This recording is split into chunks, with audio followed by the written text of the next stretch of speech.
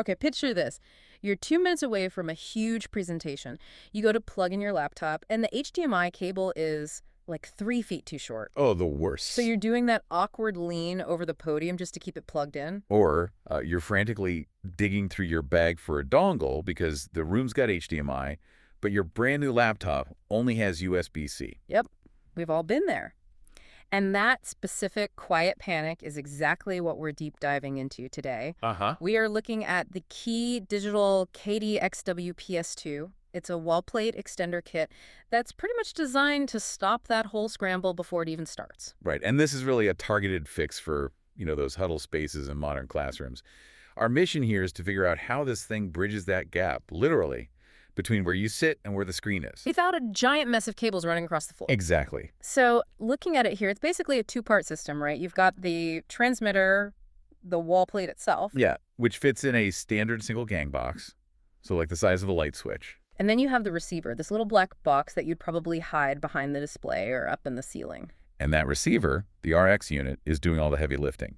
It takes whatever you plug into that wall plate and shoots it over a single CT6 cable. And for how far?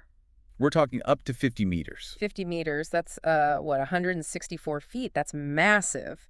But usually when you push a signal that far over copper, you start seeing issues. It's the challenge, right? The physics of it. Yeah. To get a full 4K signal, and we're talking true 4K at 60 hertz, you need about 18 gigs of bandwidth. Which is a lot for a skinny little Ethernet cable. It is. So to make it fit, they use what they call visually lossless compression. Which is just a fancy way of saying they shrink the signal just enough to fit down the pipe, but not so much that our eyes can tell the difference. Precisely. And what's really important is that it preserves the 4.4.4 chroma subsampling. Ah, okay. Now that's the key spec for anyone showing like a detailed spreadsheet. Because if you don't have 4.4.4, that fine red text on a black background just turns into a blurry, unreadable mess. This keeps it sharp. It's the difference between video looking okay and a presentation looking truly professional. Speaking of professional, let's talk inputs.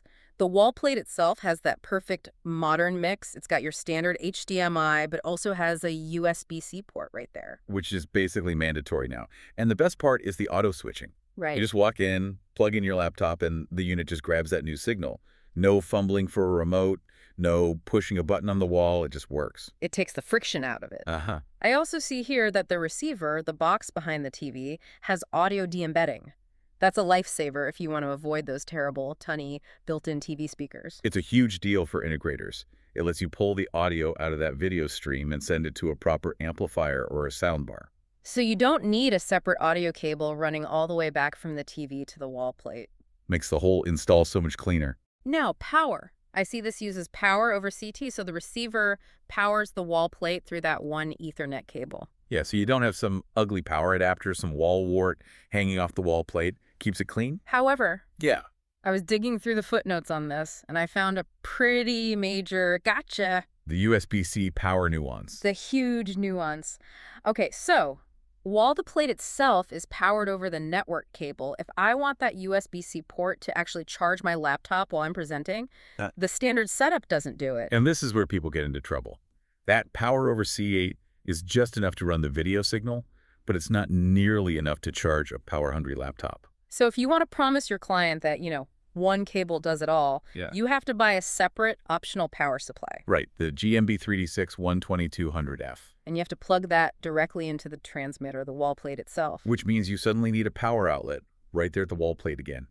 If you miss that detail during the design phase, you're going to have a user watching their battery just die halfway through a meeting. It's a classic read the fine print situation.